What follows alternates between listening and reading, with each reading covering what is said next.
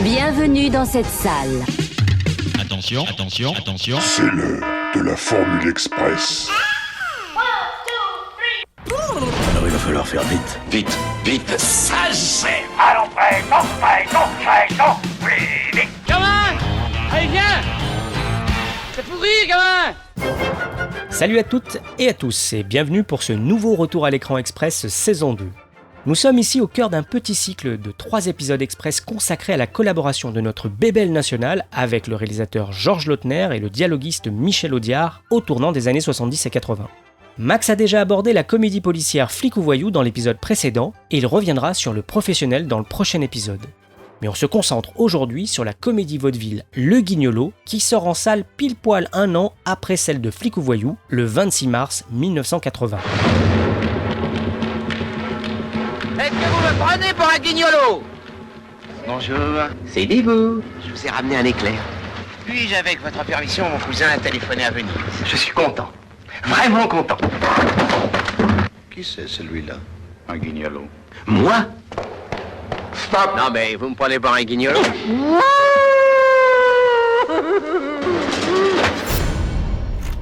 Le guignolo du titre, c'est Alexandre Dupré, un voleur qui vient tout juste d'être libéré de prison. Escroc, beau parleur, séducteur, il n'hésite pas à changer d'identité pour tenter de voler des biens précieux. Tour à tour, Alexandre de Vallombreuse ou encore Maharaja Biboudi Bouchian, il rate régulièrement ses forfaits, mais avec panache. Un jour, dans un avion pour l'Italie, il est sollicité par un inconnu pour passer la frontière italienne avec une mystérieuse mallette. Cette mallette contient en réalité un microfilm caché dans un briquet qu'une horde d'espions tente de récupérer. Quand il sort au printemps 1979, Flic ou Voyou frôle les 4 millions d'entrées, dépassant carrément au box-office annuel Alien, Moonraker et même l'homme d'acier, Superman. Il est fort notre bébelle. La Gaumont propose évidemment au duo Belmondo-Lautner d'enchaîner sur un deuxième film, ce que toute l'équipe s'empresse de faire. Sans surprise, on retrouve au scénario le duo gagnant de Flic ou Voyou, Jean Herman et Michel Audiard. On a travaillé ensemble, Herman, Audiard et moi, enfin on s'est enfermés tous les trois et on a essayé de trouver des situations amusantes et on peut pas dire qu'il y a un auteur de scénario qui a toute la responsabilité ou non, c'est un travail un peu collectif. Vous savez, la recherche d'un gag, ça, c'est pas une chose qu'on peut faire tout seul chez soi, on le sort pas d'un tiroir, c'est en bavardant. En Amérique, il y a des équipes entières qui travaillent. Ah oui, alors c'est en bavardant, en discutant qu'on a l'idée d'une situation un peu baroque. Mais au lieu de prendre un autre roman solide avec un bon personnage, d'y réfléchir pendant 6 mois, et patati et patata, Lautner, Herman et Audiard partent sur la déconne. C'est une alternance récurrente dans la carrière de Georges Lautner d'ailleurs. Juste après le succès des Tontons Flingueurs, une comédie policière dopée à la réalisation, il enchaîne avec Les Barbouzes, qui est une déconne totale. Même si l'histoire des Barbouzes est moins bien construite, que le film est probablement moins bon que les Tontons Flingueurs, et qu'il repose aussi avant tout sur ses acteurs, Lautner et son équipe avaient carrément envie d'aller plus loin dans le rire.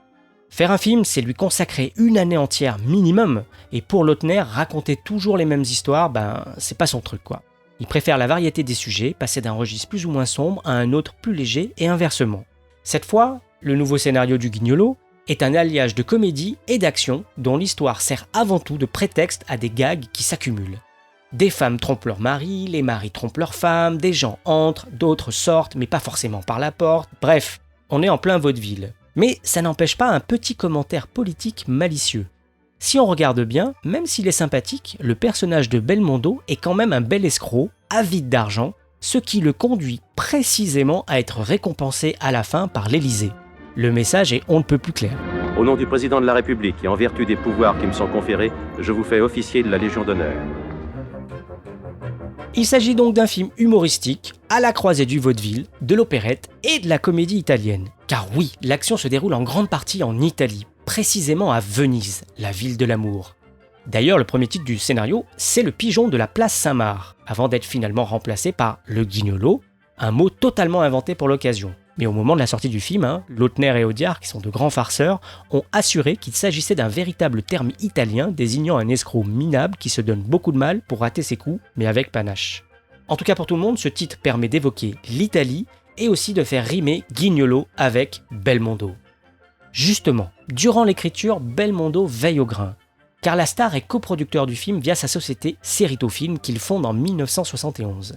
Dans les années 70, Cerrito Film produit ou coproduit les films avec Bébel comme Dr Popol de Claude Chabrol, Stavisky d'Alain Resnais, Le corps de mon ennemi d'Henri Verneuil, L'Alpagueur de Philippe Labro, L'Animal de Claude Zidi et aussi Flic au voyou. Être producteur permet à Belmondo de garder un œil sur le scénario, le choix des réalisateurs et aussi d'imposer clairement d'être à l'écran au moment des cascades.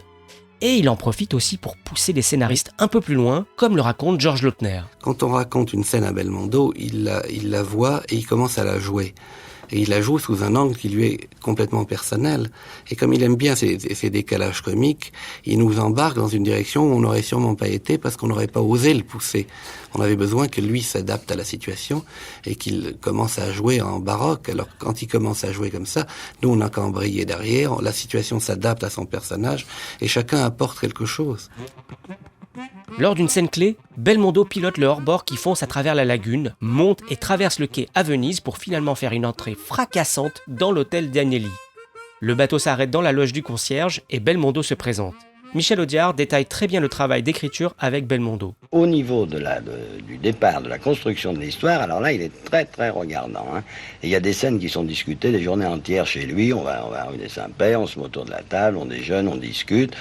Par exemple, on avait l'idée du canot, tout ça, il tapait dans le quai et puis il rentrait à l'hôtel. Or, lui a eu l'idée, ça allait de lui, de faire rentrer directement le canot dans le Danieli.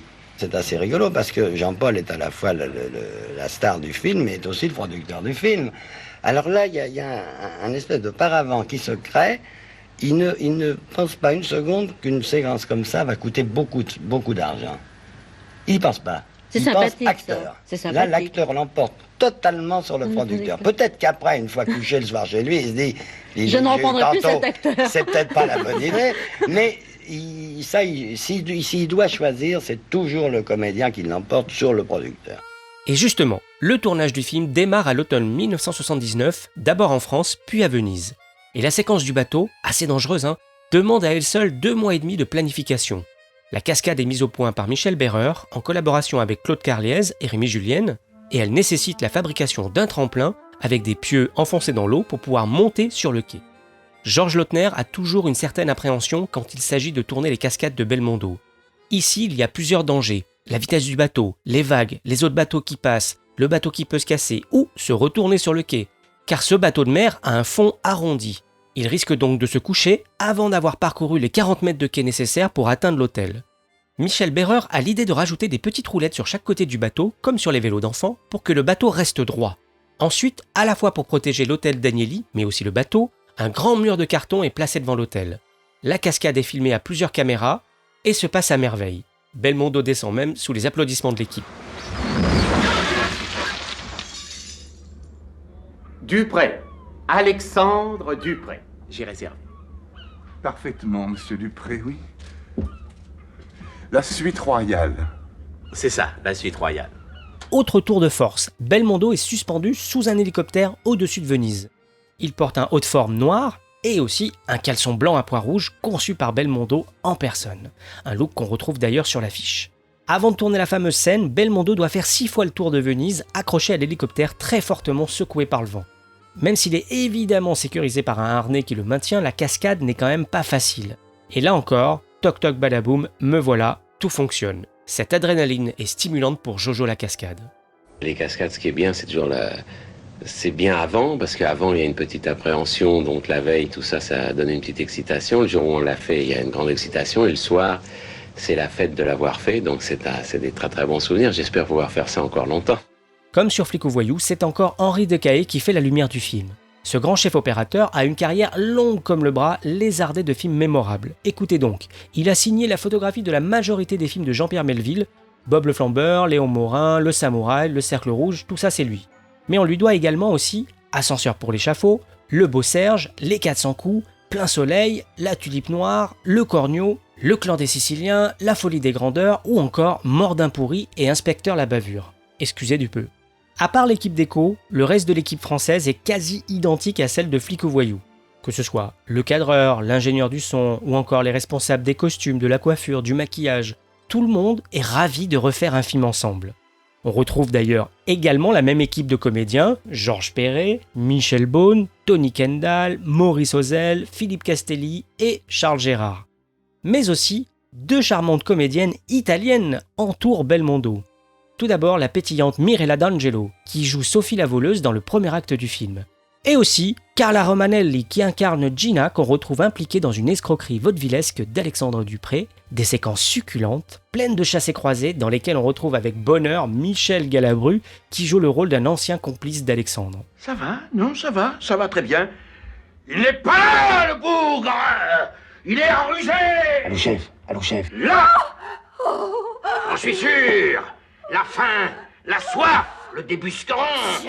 À moins que je le tire au travers de la porte! Oh, madame. Monsieur? Qui êtes-vous, monsieur? Le mari, monsieur. Me narguer un jour d'anniversaire? Sortez, monsieur! Sortez d'où vous êtes! Et au milieu de ces comédiens, parfois des amis proches, Belmondo est magnétique. Il varie les registres, il sautille, il improvise, et le plaisir qu'il a de jouer est communicatif. Et la collaboration avec Georges Lautner se passe à merveille. Il s'amuse en faisant ce qu'il fait. Il fonce, il prend un risque. Alors ça n'est pas une recette, ça n'est pas une... Alors comment le canaliser? C'est assez dur parce que le canaliser, on ne peut pas lui donner de limites parce que c'est le juguler. Ce qu'il faut, c'est le mettre dans la bonne direction et puis le contrôler. Après, lui dire non, là ça va un peu trop, là ça va pas assez, là tu peux te permettre d'en faire plus. Là c'est comme ça qu'on procède, si vous voulez. Mais il est complètement inattendu. On ne sait pas ce qu'il va faire au début d'une scène. Lui-même ne le sait peut-être pas, d'ailleurs. Je crois que lui-même ne le sait pas. Oui. Il se lance, c'est son instinct qui le... Quoique... Oui, au fond. Il fait semblant de ne pas savoir son rôle. Il fait semblant de ne pas être préparé. Et on ne peut pas le prendre en défaut. Il sait parfaitement tout son texte, ça. Il a préparé, il a digéré. Mais peut-être qu'au moment de foncer, il a une espèce d'oubli général qui le fait reprendre un nouveau départ. Le film est un gros budget, avec énormément de techniciens et d'artistes qui travaillent dessus. Une armada qu'il faut déplacer dans Venise à travers ses ruelles et en bateau dans les canaux. Il est donc impossible, dans ces conditions, de rester discret. Il y a d'ailleurs quelques accrochages avec les syndicats des gondoliers qui empêchent le tournage mais qui se montrent un peu plus coopératifs une fois que la production lâche un petit billet.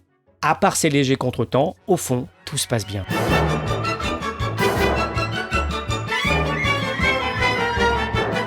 Le compositeur Philippe Sard signe une fois de plus la musique du film. Comme en témoigne le générique d'ouverture, Sard a bien compris le principe d'opérette du scénario.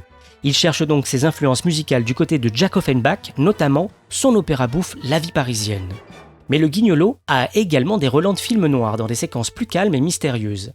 Sa musique intègre donc également l'emploi d'un harmonica joué par le célèbre harmoniciste Toots Thielemans, collaborateur de Quincy Jones, qui a déjà officié sur les bandes originales de Sugarland Express de Spielberg, Get Up and the Peckinpah ou encore Midnight Cowboy.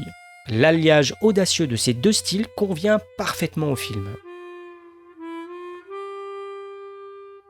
Le montage a lieu à la fin de l'année 1979 avec la même monteuse de Flic ou Voyou, Michel David, et se poursuit jusqu'en mars. Le film est même terminé 6 jours seulement avant la sortie. Selon les propres aveux de Georges Lautner, il n'y a pas de vrai scénario dans le Guignolo. Il est joli, il est bien fait, il y a Venise, il y a Belmondo, et il y a des nanas qui meurent sans raison. Personne n'est vraiment fier de l'histoire. Et ils savent tous que la critique aura la dent dure. Et sans surprise, la critique leur tombe dessus. Pourtant, cela n'empêche pas le Guignolo de rester 4 semaines d'affilée en tête du box-office de Paris. Et lancé en grande pompe, le film atteint même les 2 800 000 entrées sur toute la France.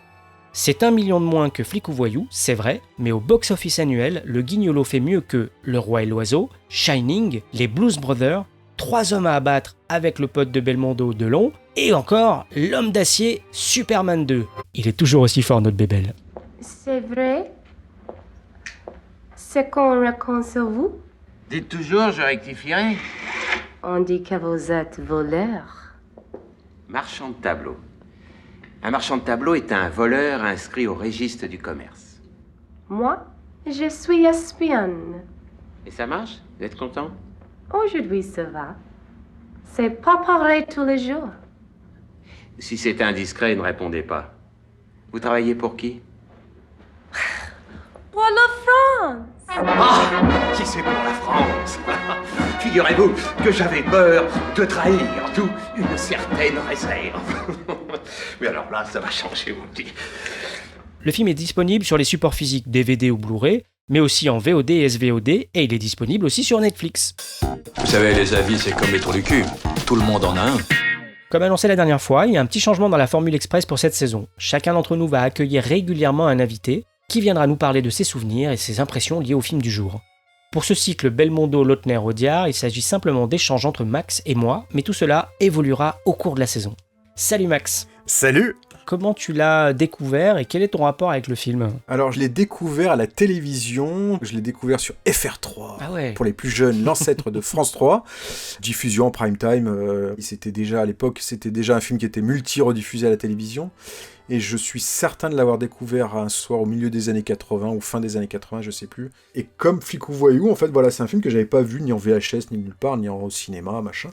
J'étais toujours impressionné par le charisme de Belmondo, et Belmondo, voilà, c'était quelque chose, un bébel, voilà, quel qu'il soit, pourri, pas pourri, en fait, sur toute cette période-là, voilà, c'était un peu l'acteur dont j'adorais voir les films, et forcément, dedans, il est en roue libre totale. Il est en roue libre, ouais. Il est en total roue libre, et il me faisait mourir de rire, il me fait toujours mourir de rire, d'ailleurs. Alors, le film est totalement foutraque, on va en parler, mais voilà, c'est ce charisme de Belmondo, cette bonne humeur communicative, ces dialogues d'Audiard qui font toujours mouche, et pareil, ça n'a presque ni queue ni tête, c'est complètement délire, mais voilà, t'as des seconds rôles dedans qui me font mourir de rire, j'en parlerai après, mais voilà, c'est un film que j'aime beaucoup, c'est pas le meilleur des trois dont on parle, mais c'est pas le meilleur bébel, loin de là, mais voilà, il y a plein de trucs dedans, il y a plein de scènes, comme pour le Flic ou Voyou, en fait, il y a plein de scènes marquantes, et c'est un film que je revois toujours avec un énorme plaisir. Ben moi, je l'ai découvert en VHS, au tout début des années 80, en fait, j'étais tout minot.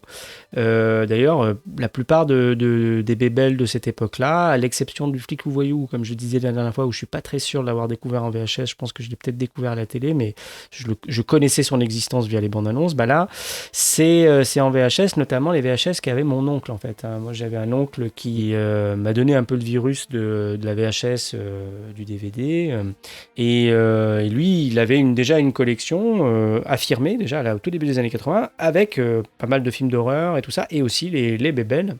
Et cette cassette-là, j'ai dû la mater et la remater, mais pas mal de fois. J'avais 4-5 films comme ça. Il y avait d'autres films, notamment des films de Bruce Lee, des trucs comme ça, que je regardais régulièrement. J'ai un rapport étrange avec ce film, c'est vraiment pour moi un film doudou, quoi. Je suis content de m'y replonger, etc. Je sais que c'est foutraque, je sais que Lautner, c'est pas Verneuil, etc. Ah non, ça, non. C'est moins tenu, voilà, en termes de découpage, c'est pas le même travail, mais il y a une accumulation complètement dingue que je rapprocherais de Hudson Hawk, voilà, un autre film un peu complètement barré qui est en roue libre aussi, avec une autre star, Bruce Willis pour le coup. C'est un peu le même type de truc, voilà, c'est un mélange de Arsène Lupin, pseudo James Bond, on sait pas trop ce que c'est, etc. Mais c'est ultra efficace, et il y a plein de scènes qui sont géniales, toutes les têtes des seconds couteaux, encore une fois, comme Galabru, tout ça, c'est hyper chouette. Moi, je sais pas, je trouve le film irrésistible, tout en reconnaissant qu'il a ses limites, que c'est pas un chef-d'œuvre du cinéma et tout ça, mais je sais pas, pour moi il est irrésistible, c'est comme un bonbon, quoi. Ouais, voilà, bon après, on vous cache pas que si on l'aimait pas, ce film-là, on n'en parlerait pas oui, dans ce podcast, ouais.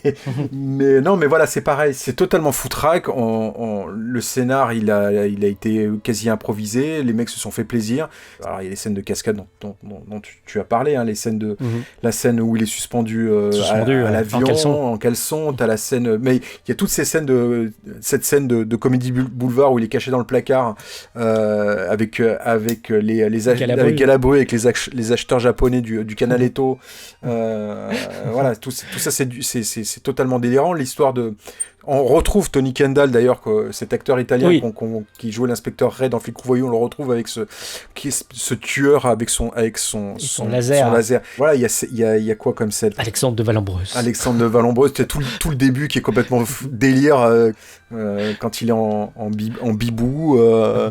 Bibou Dibouchant. Voilà, il y a toutes ces scènes au début à la prison avec quand il revient de paix. Enfin voilà, il y a les scènes aussi avec Henri Guibé. Je parlais des seconds rôles. Ah ouais. Il y a Henri Guibé qu'on voit pas dans les autres, qui est pas présent dans les autres films dont on parle là, mais dedans il y a avec ce rôle de faux plombier qui est aux écoutes, avec son rire ultra communicatif. Ouais. Voilà. Après il y a pareil, il y a plein de conneries, il y a plein de choses aussi qui sont un peu limites dans Ouais. Mais voilà, c'est encore une fois, c'est un gros délire. Ça n'arrête pas. Il y a des cascades de partout, il y a de l'humour de partout. On va à Venise, on va après on traverse la France. Enfin, le truc se finit dans une usine à pâtisserie. Enfin, c'est n'importe quoi, mais en même temps, c'est tellement délire. Tout ça pour finir aux Invalides avec le film se conclut quand même par une réplique mythique de Michel Audiard. Vous savez quelle est la différence entre un con et un voleur? Et Georges Géret qui lui répond non, et Belmondo qui dit « Les voleurs, ça se repose ». Voilà, c'est encore une fois, oui, le film n'est pas un grand film, le film est plein de défauts, notamment de scénario, parce que quasiment tout a été improvisé et que les mecs se sont surtout amusés, mais quel délire. Et Bébel, c'est pas quelqu'un qui tire la couverture à lui. Bien sûr, c'est lui la star, bien sûr, c'est lui qui ramène tout, mais il aime bien faire venir des gens qu'il aime aussi autour de lui, à qui il renvoie la balle et à qui il donne des personnages hyper marrants. Et les seconds rôles existent dans ces films-là, quoi. Quand on parle de Michel Galabru dans le film, voilà, il a un vrai personnage hyper tordant, le Canaletto, c'est génial. Et voilà, et on retient autant ce qui se passe avec les autres que ce que Belmondo fait lui-même. C'est ça que je veux dire, en fait. C'est pas que pour Belmondo, c'est vraiment l'entourage aussi qui est avec lui. Il sait qu'il a aussi besoin des autres aussi pour briller. Il brille, hein, pas de problème. Oui. Il est devant, pas de problème. Mais sans les autres, ça serait plus compliqué. Et typiquement, la scène du hors-bord, s'il n'y a pas le Philippe Castelli qui l'accueille dans le hall de l'hôtel d'Agnelli, l'impact de la scène n'est pas le même. Donc le ressort comique, et pareil, tu as raison de souligner, tous les échanges qu'il avait Galabru et cette scène de comédie boulevard, s'il n'y a pas Galabru, ça tombe par terre. Ça tombe par terre, voilà. Ça fonctionne presque sur Galabru, en fait. Et c'est vrai que Belmondo avait cette intelligence de ne pas annihiler totalement la présence des autres et des seconds rôles, quoi. C'est aussi pour ça qu'on fait ces 3 épisodes-là aussi, c'est parce qu'on veut parler aussi de Bébel, parce qu'on a été touché par sa disparition, même s'il est âgé, que c'est l'ordre naturel des choses, ça nous a touché parce que c'est quand même quelqu'un qui a partagé aussi nos rêves de gamin aussi, il y a un peu de ça, et c'est quelqu'un qui est très lumineux. J'en parlais sur Flic ou Voyou, pour le Guignol, c'est la même chose en fait. Il y a ce côté doudou de voir ces films-là, parce qu'on va revoir comme si on revoyait un vieux pote ou un pote en tout cas qui nous fait marrer, et Belmondo c'était ça, c'était le charisme, c'était cette présence, c'était ce côté solaire comme tu le dis très bien, et ce côté le pote qui nous fait marrer, qu'on est content de retrouver, content de voir, et que si on sait qu'on est un peu dans le bad, il est là, il va nous faire marrer, il va nous remonter le moral. Bébel, c'était ça. Voir un film avec Bébel, c'est ça en fait. En tout cas, de cette période-là, je reviens vraiment parce que après la carrière de Bébel est riche et il y a beaucoup de diversité dans sa filmographie, même si les gens ont tendance à la résumer à cette période-là, malgré tout, même si c'est parce que c'est la plus populaire, mais c'est aussi parce que c'est cette période-là où il était le plus solaire quelque part et qui crevait l'écran, et que son charisme était là, était le plus présent à l'écran, quoi. Donc pour moi, le Guignolo, ça reste un film hyper doudou, et c'est pour ça que j'adore le revoir et que je ne peux m'empêcher de le voir à chaque fois qu'il est diffusé, parce que voilà, c'est juste voilà, ça me fait du bien. Point barre. Pareil. Ben voilà, on espère qu'on vous a de nouveau donné envie de voir ou probablement revoir le Guignolo. On va se quitter et on se donne rendez-vous la prochaine fois. Max nous parlera du dernier film du trio Audiard, Lautner, Belmondo dont on voulait vous parler, Le Professionnel. Ah, ciao, bonsoir. Si je devais résumer ma vie aujourd'hui avec vous, je dirais que c'est d'abord des rencontres. C'est vrai que je ne vis que pour le cinéma. Pour être aimé, il faut être aimable. Vous voulez un chocolat? C'était pas ma guerre. Back and full force. Quelle est votre devise? Je m'appelle Bond. James Bond. Vous délirez totalement là.